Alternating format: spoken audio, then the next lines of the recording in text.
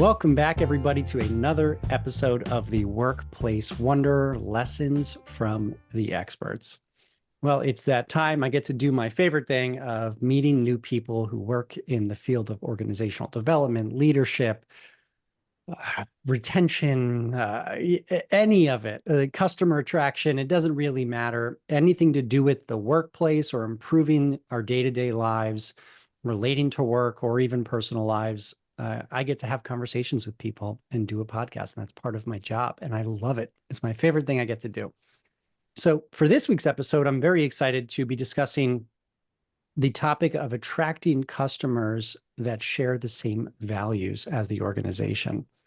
And for today, I am talking with Jonathan Bennett.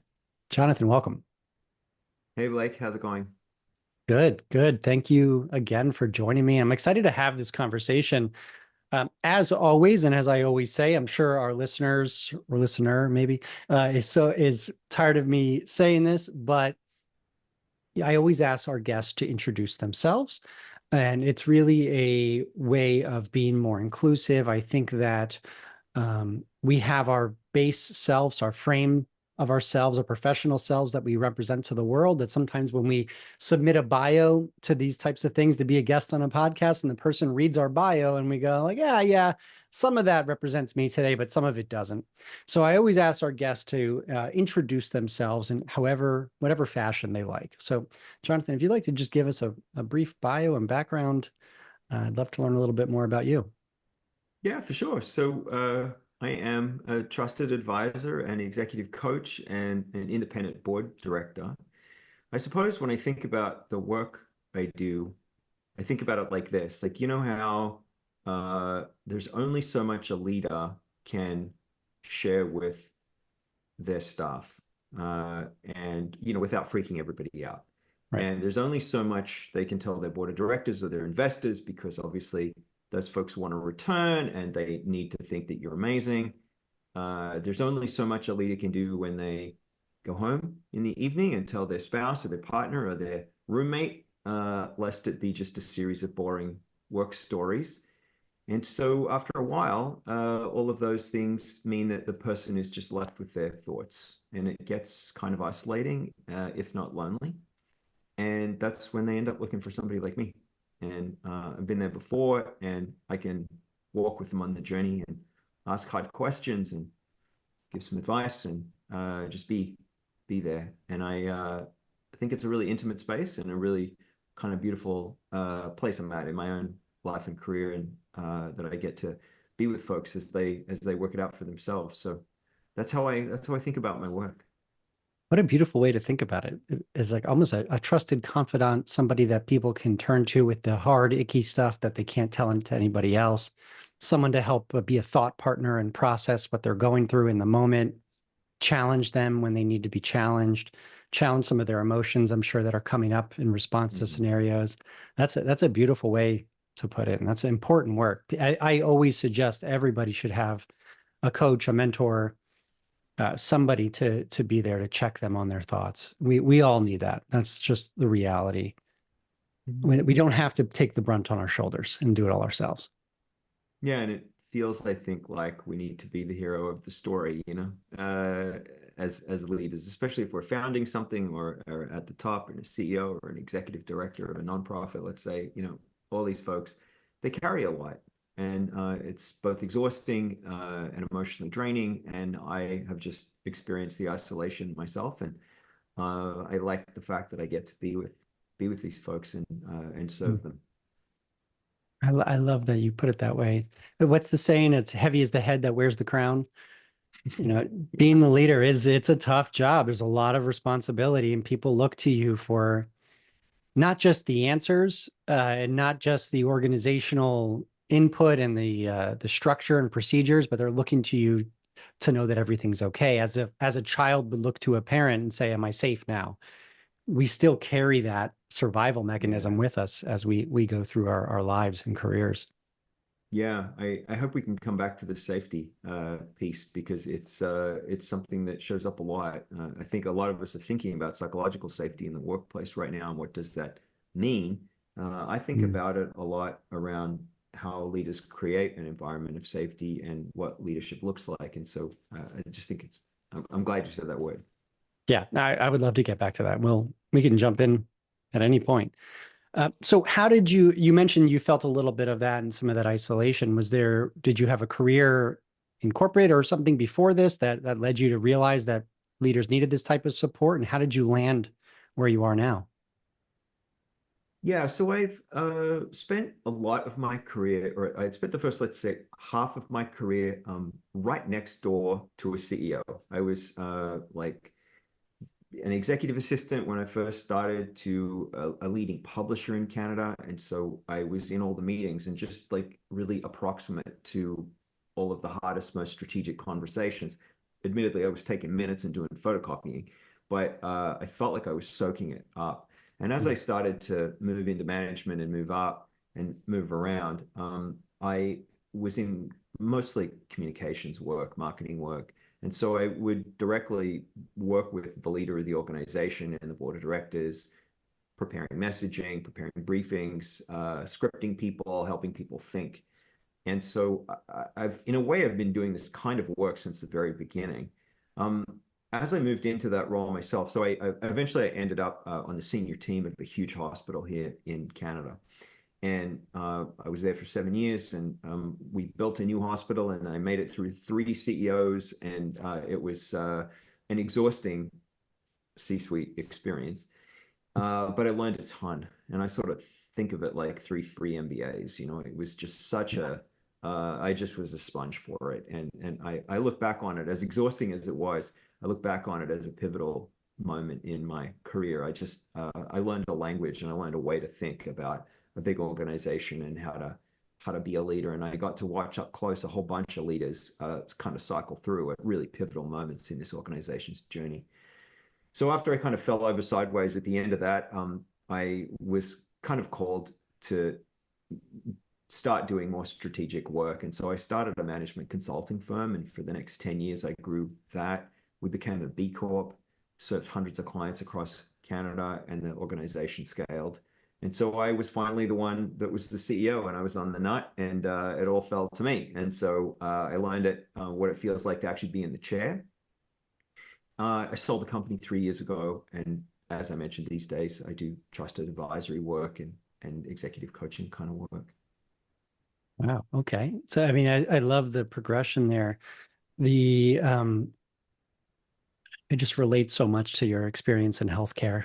And I have a lot of friends who've gone through some senior management positions or C-suite level positions in healthcare. And it's just the burnout levels run rampant and nothing seems to be really get fixed. It's a really tough environment and a tough field to work in.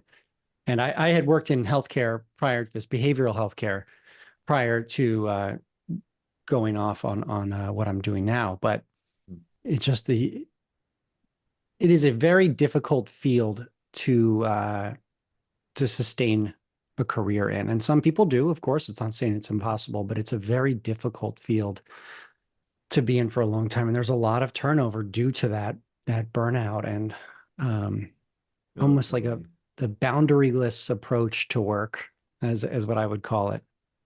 It's hospitals especially. Uh, Hmm. community-based care is complex enough, but hospitals especially are just unbelievably complex organisms. And regardless of the health system and the approach, I'm always very careful when I'm talking to Americans to get into healthcare conversations, being from Canada. Yeah. But they're inevitably very complex organizations with multiple stakeholder groups, very diffused power bases, and so regardless of the system that you're in, there's a kind of um, focus on the urgent because we've got very sick people that are really kind of our core business. And so the medical model and the mind of physicians tends to infiltrate the DNA of the organization. And everybody ends up behaving like they're the one that's saving the life. Whereas actually, there's thousands of people working in a hospital, very few of them are Hmm. providing the direct urgent care, but everybody behaves like they are. And so there I am, for example, being the chief communications officer, working 12-hour days, like everybody's life depended on it, Yep. which was not at all true. But that's how the culture kind of feels. And Yep. anything less than that feels like you're not all in and you're not contributing to the care that is ultimately being provided. And so I think that as broadly speaking, of course, but they can be some of the most unhealthy, paradoxically unhealthy work environments that can exist because we're there, not for ourselves at all. It's somehow selfish to be not there, for your own career and your own self, Yeah. but for the patient. So you can see how warped the mindset gets inside organizations like that. But ultimately, as you say, it just leads to burnout, and no good comes of it. Yep. And I couldn't agree more. And I can't tell you how much you're talking my language. And it's, in fact, my first soiree into workplace related work was actually going to behavioral health centers to help train their staff on kind of shifting that mentality from being patient centered to team centered. And while that sounds a little bit jarring at first, because it's obviously you're in healthcare, so you should be taking care of the patient. I think somewhere along the way, we got strung along the wrong path of thinking that we have to completely fry and give ourselves completely and entirely to the patient. And we don't realize the effects that that's actually having on the care that we're providing. And it becomes an entire cultural issue where everybody in the organization feels it, whether you're in the finance department to the direct care staff, it doesn't matter. Everyone has this life-saving, heart-pumping feeling every time they're in work. And they feel like by not showing up in that way, they start to feel guilty, like they're not contributing in the same way that everybody else is around them. So even though the bosses are saying, hey, you got this PTO, take this time off, make sure you do self-care, take care of yourself, go to therapy, go to the gym, meditate, do all these things. Nobody actually does it because they're afraid if they do, the rest of the community is going to judge them or the rest of the organization is going to judge them. 100%. That was exactly my experience, and I've Yeah. seen it as a consultant and as an advisor, in an ongoing way. I wish to say it was getting better, but I'm not convinced it is yet. And not to say that there's not some pockets and examples out there of where this is done better or where there's been cultural shifts, but I think generally speaking, what we're talking about is still broadly true. Yeah, right, exactly. And of course, it's like you said, we're broadly speaking. And Yeah. I think there are organizations who've done a great job of doing that. But I would say, if we're broadly speaking, I mean, it's a pretty broad amount of organizations that are still operating that way and Oh, totally. Totally. um, offering the right or the wrong tools to assist with Right. burnout and all of that. So it's also a difficult balance because you are providing care. So finding that way to do it is a real challenge. And I think it's really contextually dependent, and each organization has to find their own way of operating. So I want to talk a little bit about the topic. I've had people on the podcast before who specialize in recruiting, who are C-level executives. I mean, different people who talk a lot about attracting employees that Mm. share the same values. Now, this topic that we were going to discuss today is about attracting customers who share the same values as the organization. What can we speak on a just sort of a high level before we go into the specifics of customers or employees? Why is it important to attract people to your organization that share your values, whether it's an employee or a customer? What difference does that make? I think it is the difference between creating a kind of culture, whether that's clients or customers or employees, of people that are just deeply connected to your brand, to your purpose, and to why you exist as a business.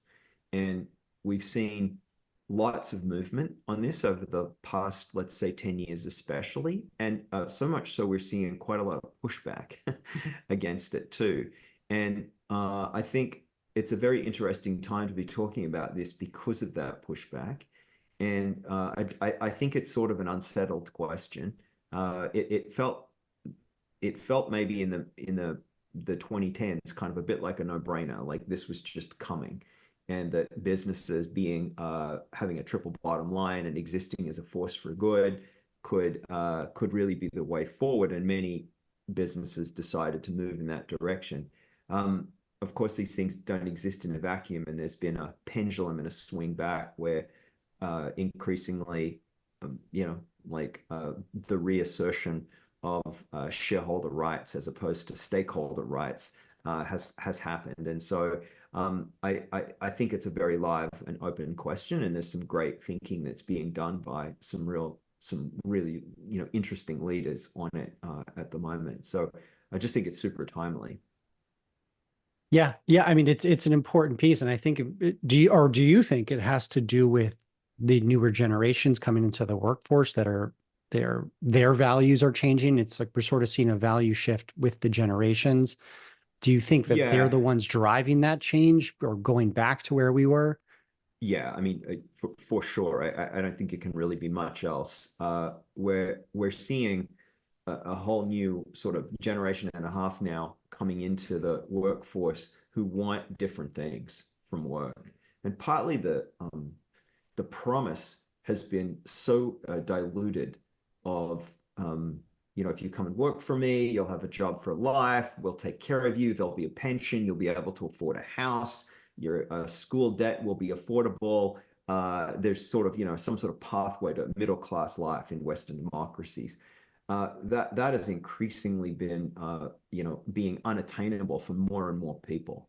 And so if I have to go to work then, but you can't make those kinds of promises to me, well, then I want different things.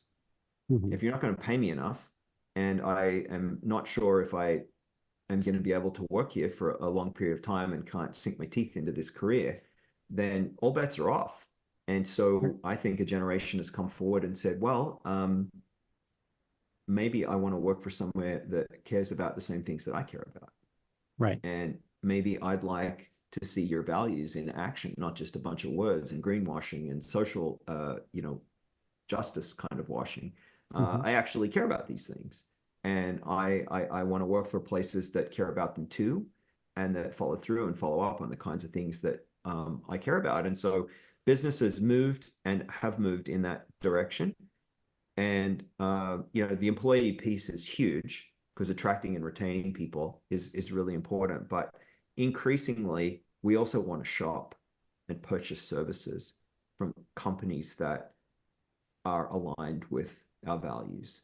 And so we're looking for these kind of signals, these brand signals to be drawn to, and we are so attuned to picking up on them. And so it there's a kind of a push and a pull. We push away as marketers now. Marketers are pushing away the wrong people and attracting the right people, and increasingly they're using values and value signaling and purpose-based signaling to do that. So I think that that's how things have shifted a lot in the last 10 years for sure. Yeah, and I think we could see that I mean, in marketing, we see it everywhere now of companies shifting the way that they do advertising and marketing and branding and the way that they're even if a bottle of shampoo or whatever it is, the way that it looks and what it says on it is so different than what it was 20 years ago when it was you're buying a bar of soap. It just said it's a bar of soap that smells like this. Now, and then you've got like Yeah, an attractive person in the commercial using the soap. Now right. they're showing what they're doing for the environment. They're showing how they're giving back. They're that who's benefiting, who owns the company. This is a family-run company that has been passed down from generation to generation, creating a story that Yeah, we can relate to. It yeah, helps us align with the values of the company. Oh, I care. This family cares about that. I care about that. Or this family's from Portland, Maine. So am I. So as I have a loved one yeah, from there. I want to buy from them. We yeah. start to align with that. Yeah, 100%. The brand stories and them connecting to our values and expressing them in a sort of a joint values way is such a powerful way to attract a new customer, a new client, because they're not just buying the thing for the features and benefits. They're Right. buying into as Simon Sinek said, 15 years ago now, like believing what you believe. Like that's Mhm. really kind of what sits underneath a lot of this kind of thinking.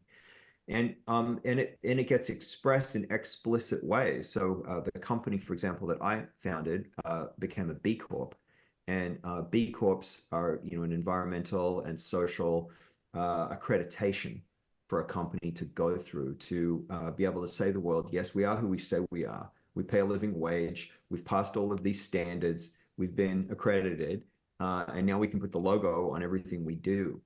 And that says to a potential customer that this is a seal of approval. But also, if I want to double check on you, I can go and read your report because it's publicly posted. So Wow. it shines some light inside the world of private companies that wasn't previously there, and it allows some transparency to happen. But there's also become a kind of movement around B Corps. There's 7,000 of them now around the world, and they all know it. Increasingly they know one another and they do business with one another, and so it becomes its own ecosystem as well. I'm trying to think, do we have that in the US? I've never heard of a B Corp here in the Yeah, US. you do. So it's global. There's about 7 or 8,000 globally. So some really, and it's from little tiny companies all the way up to big multinationals. So some of the famous ones that you would know would be Patagonia, Ben and Jerry's, the yogurt company Danone, uh, Allbirds, the shoe company. Wow. Yeah. So if you go and you look at those companies now, you'll see a little B with a circle around it, and that's the logo. And you can Google it if your listeners are interested in learning more about B Corps. You can Google it, and it's also a way, if you're trying to shop ethically or you're trying to align your values with certain kinds of companies, then you can just literally go to the B Corp website and search for the kind of thing that you are looking for, and uh, there'll be a company out there that does that, and you have a surefire way of knowing that they behave in the way that they say they do. All those companies you mentioned, they're all immediately when we talk about this topic, those are the companies that come to mind. So it's funny. I didn't realize that they had this B Corp accreditation. But Patagonia, for example, is what comes to mind of a company that does a great job of not just stating their values, but truly living by their values and Yeah, letting us know about it and being very transparent with what they're doing. yeah, And I mean, they've been in social media and the news a ton over the last few years for what yeah. the good that they're doing. Yeah, and the transition of ownership was just Yeah, breathtaking to kind of interesting. watch. Really, really fascinating. Yeah, Yeah, how they stuck by their values in that yeah, transition. I mean, it was a yeah, beautiful display of what we like to see, especially as someone who's studying leadership and organizational psych. This is like an ideal world to see Patagonia yeah. making those decisions and doing that because we know the impact that it has on the people who work there and the people who shop there. Yeah, and supply chains and all the tentacles of a big huge company like that are huge. And part of becoming why it's so hard to become a B Corp is that they don't it's not an afternoon 3 hours that somebody in HR checks a bunch of boxes. Like it's a year or more long process where everything gets investigated, all of your policies, and then they trace whether or not these things are in fact in place and being enforced. So it's really rigorous, and it's something to think about. I think as a kind of pinnacle. But then there's maybe I'll call it like it's not maybe not fair, but like just the next layer down of companies that are doing lots of those things but aren't B Corps, but they're thinking about a lot of this stuff. How do we communicate our values? How do we attract customers and clients who share those values? Because we know when they connect with us and they buy whatever it is that we're selling, that they're going to feel good about what it is that they're doing. And it's not transactional, it's an expression of self, expression of identity, of personal purpose. And Right. that's a big thing to say when you're buying a pair of shoes, but we kind of feel that, like why spend $120 here, $120 there? Like evidently it's pretty close to the same shoe. If this one is ethically sourced, ethically made, and pays their employees properly, maybe I'm more drawn to that, and Right. you'll win. That'll be the differentiator, will be the values and the way that company has designed itself. Yeah. Yeah, I agree completely. It's I'm thinking about as we're talking, I think the first time that I was exposed to the sharing of values in marketing or with companies and how popular it became here in the States, at least, was the Made in the USA sticker that was put on a lot of the companies, the products that you buy, that's at the forefront of their marketing was to tell you that, hey, we're American made, we sell in America, this is an American based company. And that sense of pride that people would have when they can get the same thing for half the price that's made in another country, they're buying this American based one because they felt a sense of pride to support a business in their country. 100%. It's definitely Small a values business, play. Yep, you yep. And see small that too. business, of course, of course.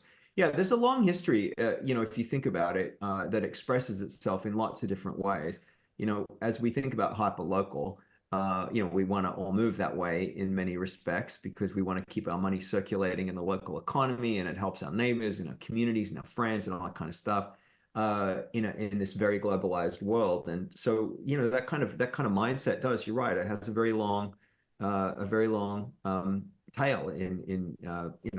in capitalist society. We've been expressing ourselves in that way for a very long time. Yeah, it does. It comes down to, I think, the psychology of Mhm. people wanting to feel like they're a part of a community. Yeah, So, like, if you're going to a restaurant that you see it's like a minority owned restaurant, you feel like you're supporting a community there. You feel like you're a part of it by supporting them. It's a very important piece. And I can see now thinking about it, I think my thinking was a little bit limited in where we would go with this conversation, but now I can really see how pervasive it is. And then the question really comes down to, is a company just stating something to get you to buy it, which is sort of a short-term gain, or are they actually living by those espoused values, which is a long-term gain, and you're yeah, gaining long-term customers. So that's really, I guess, where it makes a difference of attracting customers long-term. When we think of customers, we want repeat customers, right? So I guess that's 100%. the difference between a successful company who is value-based and one that's not, is one that actually is doing what they say they want to do. Yeah, and we've seen so many companies go through a kind of performative exercise of having these values that are espoused on one hand, and on the other hand, madly lobbying Congress to do something that's going to help them end their bottom line, or they say one thing, and yet on Glassdoor, their employees tell us a different story, or just in the media or social media in general, we find out that some other thing has been going on. So it's very difficult to hide these days. Very difficult to say one thing and yet sort of be another. Inconsistency doesn't last long in this world, and so for that reason, I think the backlash I was talking about earlier, some of it has been just, frankly, just to be honest, like just super political, and a kind of, swing back. But also, I think it's called out a lot of companies that maybe weren't all in. They were partially in, and it seemed like a good idea at the time and sort of trendy, but not deeply held inside the bones of their organization. And so suddenly they were greenwashing, or they were saying things that they were more progressive than actually they really were, and it came back to bite them. And so there's just been a sort of an awakening of companies all around. The ones that are really values driven have doubled down because they feel really confident and believe that they are going to show up and are going to be those things. And those that are just sort of like more classically neutral. Corporations were always very neutral. The mantra Yeah, was don't be political. Like just right. don't take a stand, and let's just sort of not be anything. And there's been a bit of a return to that posture, but I don't think it's the final resting place for this conversation. And why I think that is, I think that it comes back to the attraction and retention of employees, and the social contract that we have with them, and also to customers. I think that it's going to be hard to just hide in the middle, because you'll lose market share, Hmm. because you'll lose it to your competitors who are more clearly for and about the things that their customers and staff really believe in. And if you're just sitting in the mushy middle, unstated, you'll lose. And so I think that is gonna I think that will like further. We've got more machinations to go through here Yeah. while this works itself through. Yeah, it's going to be complicated and we're going to have to see how this plays out. But I mean, I'm not saying you're insinuating this or this is what you're talking about, but I'm just going to, maybe I'll make an assumption here that like DEI is a great example Yeah, of what, and it's been a huge issue here in the States and all over the world of people yeah, getting rid of DEI initiatives, but yeah, because they don't work. And part of that is because of they were never all in on it, or they didn't really understand, or they had a training a month for an hour um, yeah, one hundred on the percent. importance of it, and they aren't really diving into the deep, difficult work that Yeah, it takes to truly become a diverse organization and have those conversations and get uncomfortable and change and really stand by those values. I don't think they've yeah, been able to achieve the benefits of DE&I unless you go all in. And yeah, 100%. Like, and yeah, then I mean, it's suddenly like, gets politicized, yeah, like you said, and yeah, that was the biggest yeah, issue. it really does. And I mean, here we are, two white guys having this conversation, but like, I think it's an important one to have because it's the backlash is real. The exhaustion of the first kind of or first few waves of people that were brave enough to try to do that work in sort of corporate Western democracies has been well expressed on the internet, and learning about what they've faced, being the only person or facing a huge cultural change is Mhm. just like exhausting to hear about it and Yep. exhausting to just sort of like empathize with what that work has done. And it can't just be left for them to do. I mean, we all need to be doing that work. And yes, we're seeing a pushback, but any movement worth having is going to face adversarial moments and pushbacks and ebbs and flows. And I think we're just sort of seeing that. Um, but I also see so many pockets of change that are happening in local and micro ways. And back to the customers and back to the employees, uh, they want new and different things. And they've Mhm. grown up in a different world. And how they're moving into middle management now and beyond, they're going to bring those values with them. And so I think that, I don't want to say it's the last gasp because that's not true, but we're seeing the pushback, but I think this is a very unfinished question, and I personally have a lot of hope for change. Yeah. Yeah, I do too. And I think what's interesting is that there's so much evidence to support the need for that change. And there's so much evidence to support the benefits of making certain value-based changes. 100%. Yeah. Um, I love that you pointed out that we're two white guys having this conversation. And I think this is the exact type of conversations two white guys should be comfortable having Yeah, and me being too. able to discuss and appreciate Yeah. the impact that a diverse organization can have, not just environmentally and socially, but also on the business's bottom line. It's a Yeah. great business decision to make. Yeah. The amount of creativity and innovation that stems from a diverse population Yeah. is incredible, Yeah. and Yeah, it growth. really is. Yeah, it really is. And if you are somebody that is scary or too hard, I mean, you're going to vote with your feet. And I think that you'll increasingly find yourself on the outskirts of where the mainstream of corporate thinking will be going. And I'm all for that. Like Yeah. I just think that we need to show up and have the hard conversations and sit and be able to make the change. It's freaking hard work, but like, we gotta participate and we've got to be involved in it.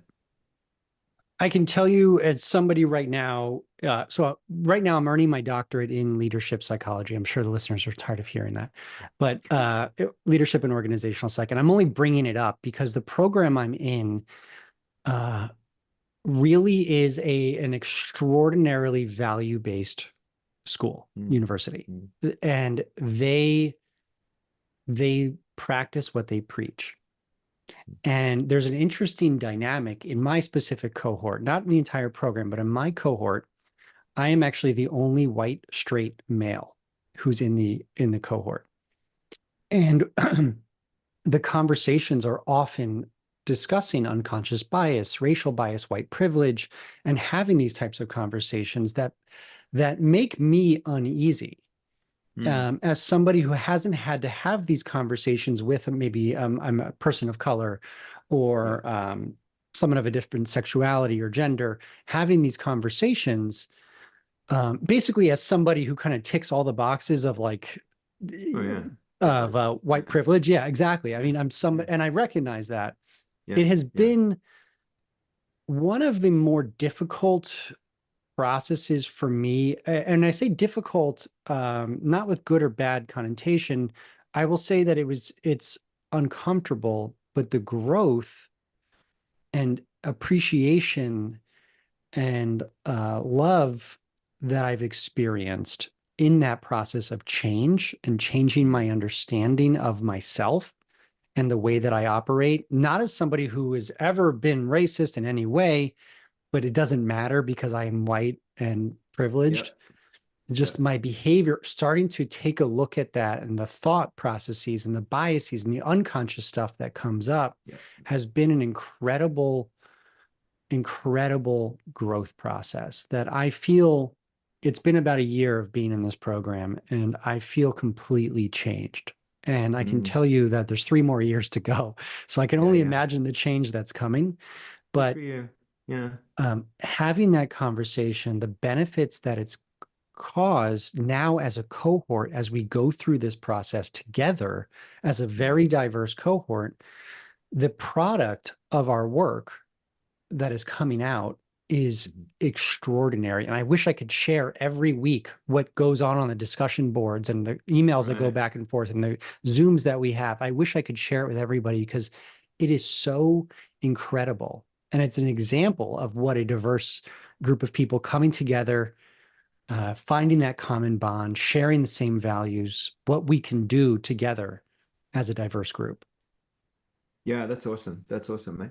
I've had my world rocked so many times over the past, I would say for sure 15 or more years. And it's an ever ongoing journey. I like to think of like my white privilege as an ever like renewable resource. I have so much, I can't even see it.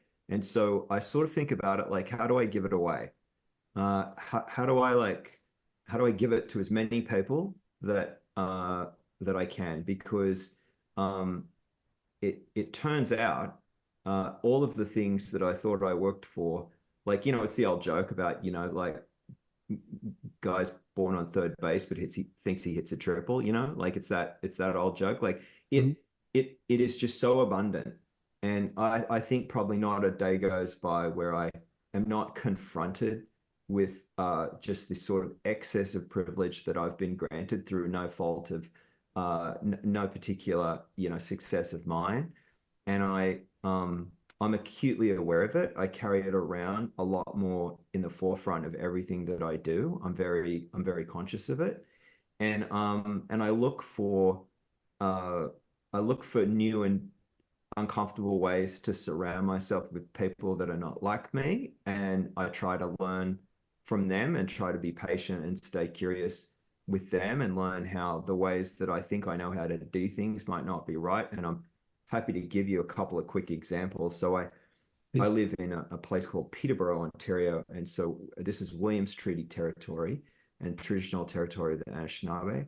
And I am the co-chair of a small community health organization here locally. And we're on a shared governance journey with Indigenous and non-Indigenous people. And we're designing it in a way where we've got a majority of Indigenous people on the board purposefully. Like we're trying to outweigh it in a way Mm. that's going to be about reconciliation and about providing culturally safe and appropriate care for Indigenous people as well as non-Indigenous people in this health centre. And so my colleagues on the board, um, most of them are Indigenous, and I'm learning, of course, so much from them. I've done a lot of work in and around this space, and I'm probably further along than many in terms of understanding the horrible injustice that those communities have gone through over the years, but the unbelievable resilience that they've also shown. And yet, every day I learn something. every Yeah. single day about what I think I know about how you do governance or how you run a board meeting or how you should show up. They are such generous teachers, and I feel mostly very undeserving, but am just blessed for that. And I Wow. suppose the other big example I could give you is so in 2015, I don't want to tell the great big long story, but I, uh, I got asked to run a local political campaign for mayor by this young upstart young woman who was an Afghan refugee to Wow. Canada, Okay. and she was in her like late 20s at the time, and it was so implausible getting people to join this movement was quite difficult at the start, but she's such an incredible speaker and such an incredible galvanizer of people that increasingly more and more people came around. So I ended up running this outrageous political campaign. I had never done anything like it before, Yeah. That's so and she interesting. talked me into it. And so we almost won. We almost upset an incumbent. And Wow. wouldn't you know it, the timing happened that at a federal level, Canada was just about due for a change, and the current government that's still hanging on to this day uh, was about to get their organization ready to go into an election. And she got tapped, and she ran locally, and she became a federal cabinet minister at the ripe old age of 29. Oh my And gosh. and it was an incredible experience. She's Muslim, obviously, and just Miriam taught me so much about what it's like to use privilege as a force for good, to not take up space, to sit behind and show up. And so I mean, she's one of my dearest friends now, but also somebody from whom I learned an enormous amount because of what she experiences in a public space is such a different thing than what I experience. And so the two of us together is just been just it's just been such an important life lesson for me. And that message there at the end of that her experience is so different from your experience is almost at the crux of all of this, of understanding that the way that we experience the world is not the same way that everybody else is experiencing it. And that's almost the first lesson in this whole process of recognizing the privilege or the biases that we have, is that Oh, understanding that everyone's experiences in life are different. And whether we like it or not, society has, especially in the Western world, has developed in a way that values or places a value on, I'll say, yeah, certain races and ethnicities and genders more than others. And yeah, it's based on that, that is how they end up experiencing the world. So going into that with that recognition that and understanding that she experiences the world differently as well as other people experience her differently, is so important and such a valuable lesson in all of this. I think the big piece, um, I think this is so hard for people because it is so uncomfortable to accept. And I think people often equate like white privilege with meaning you're racist. mm-hmm. And it's not what it means. It's sort of developing a deeper understanding of other cultures and understanding your own and understanding the impact of your own culture and your behavior, how it manifests in your behavior Mm-hmm. and how that impacts others. It's a massive process, I think, especially for white men, of ego deflation, of Yeah, knowing and that, just like, understanding how much you benefit from systemic racism. Like you might say to yourself, well, I'm not racist.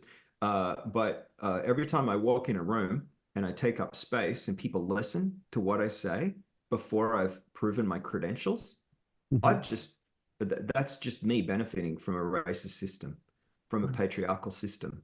yeah, Like, am I smarter than the next person? Probably not. yeah, But people are going to listen to me first because of what I look like and how I sound and the confidence I have. And, all the way back to my childhood and my upbringing and the privilege that I had. And believe you me, I had an enormous amount of privilege growing up.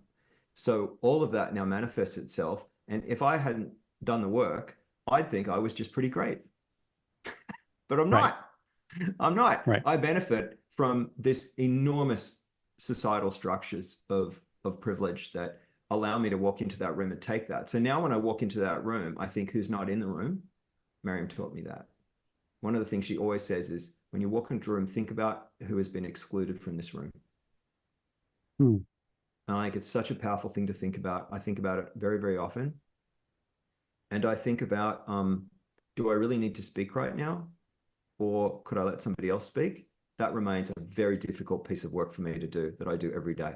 I can't Like tell you how much I relate to that. I'm just not that good at it. Like It is a conversation I have constantly with yeah. members of my cohort of guys, I'm sorry. I took the lead again in that meeting. Yeah, I did yeah, not yeah, mean to do 100%. that. And like we've been coded to do that, right? And so Hmm. it's like we're trying to unwind that.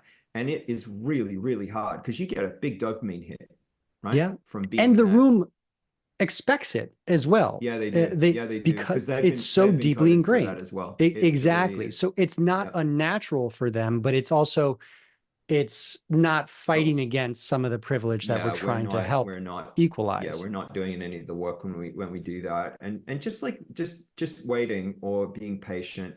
And I catch myself so often going, oh, just did it again. Like, come on, Bennett, you can do this like better than that.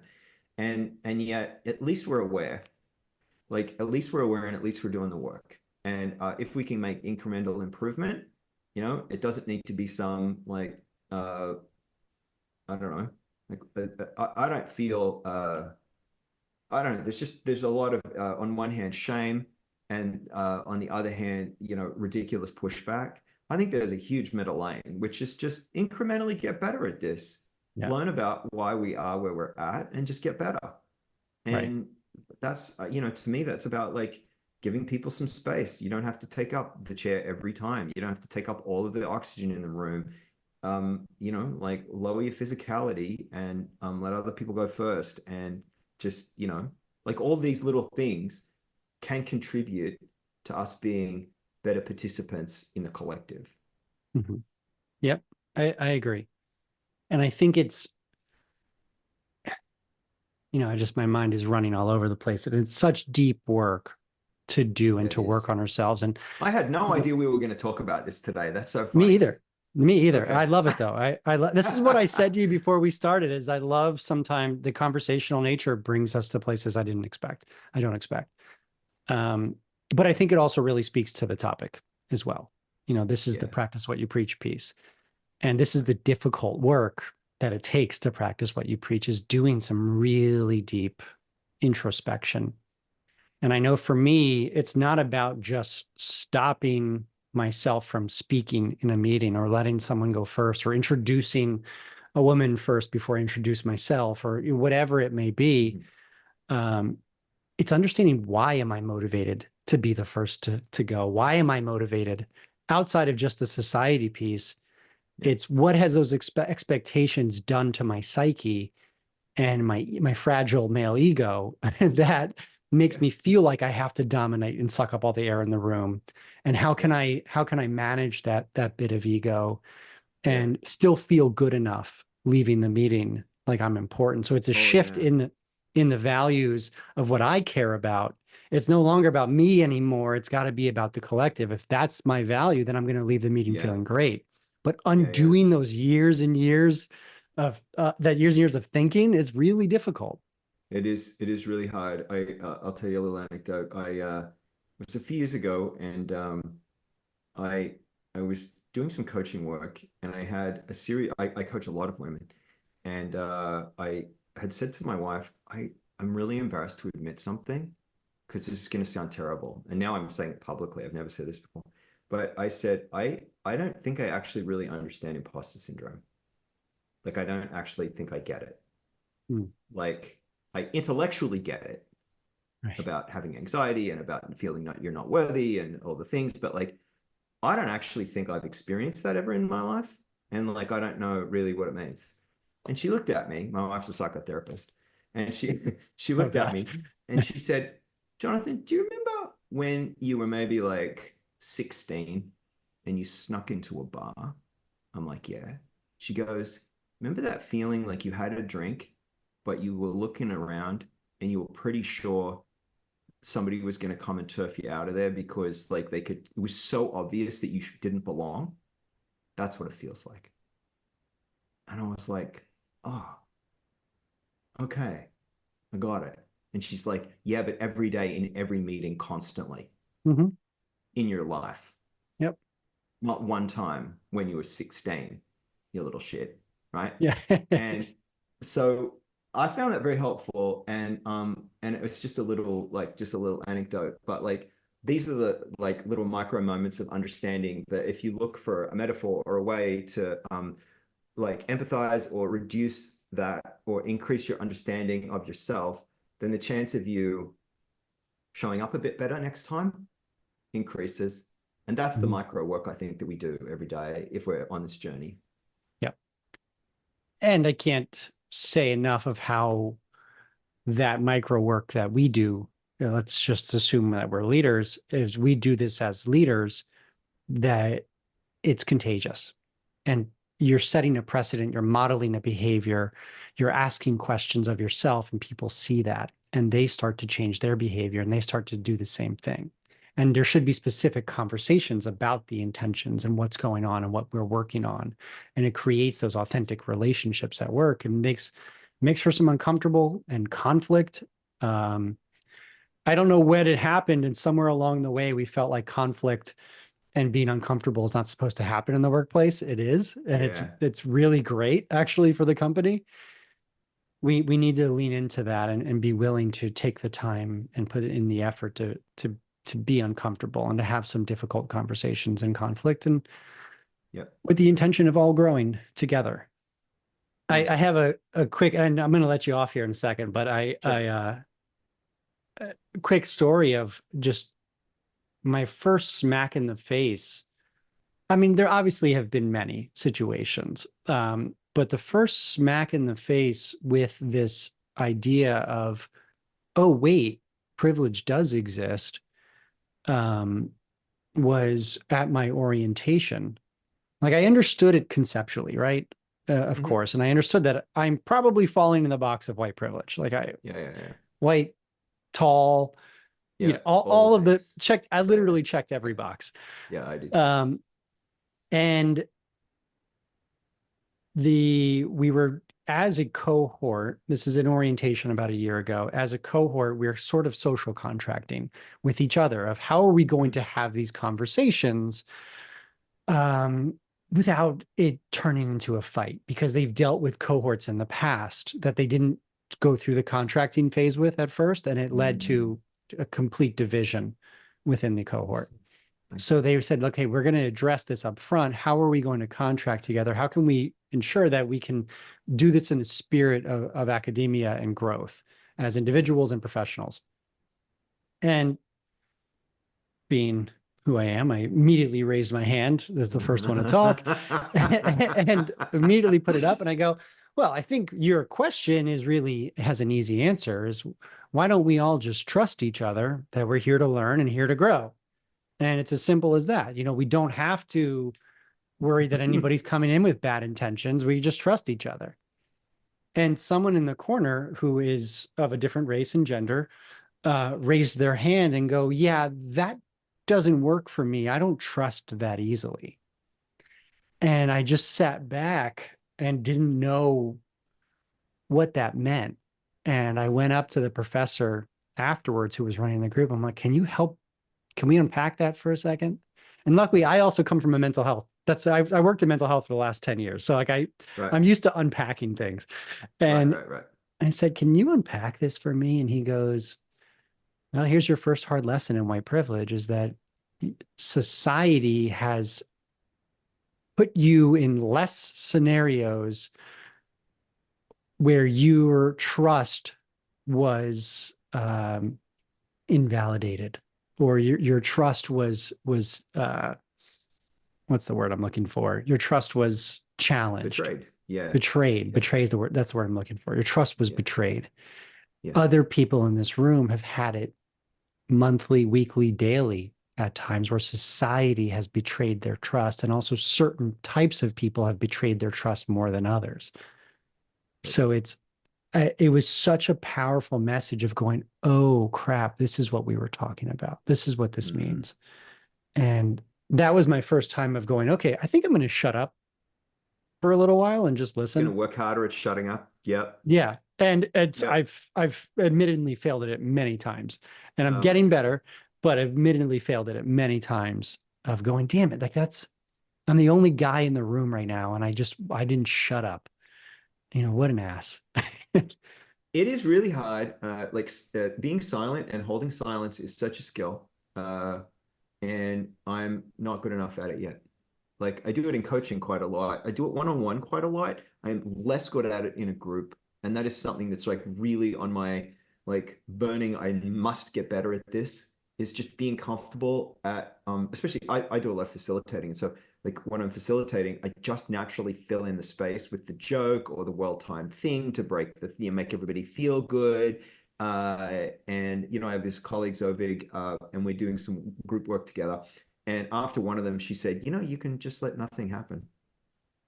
I'm like, oh, it's really Yeah, hard, yeah, it's so because I'm uncomfortable. used to like, hey, everyone, like I'm going Yeah. to take up the space, but it's a part of it, eh?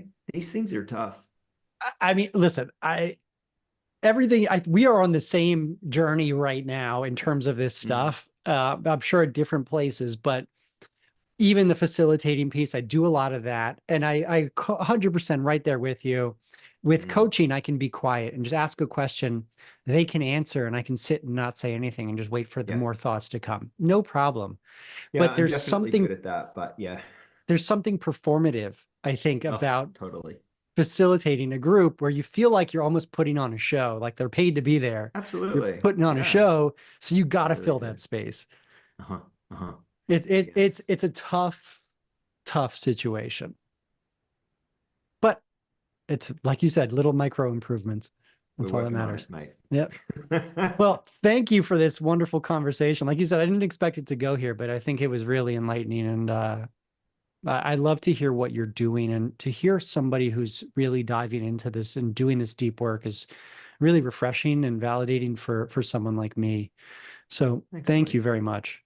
Yeah, it was a real a privilege. It was a pleasure to be here with you.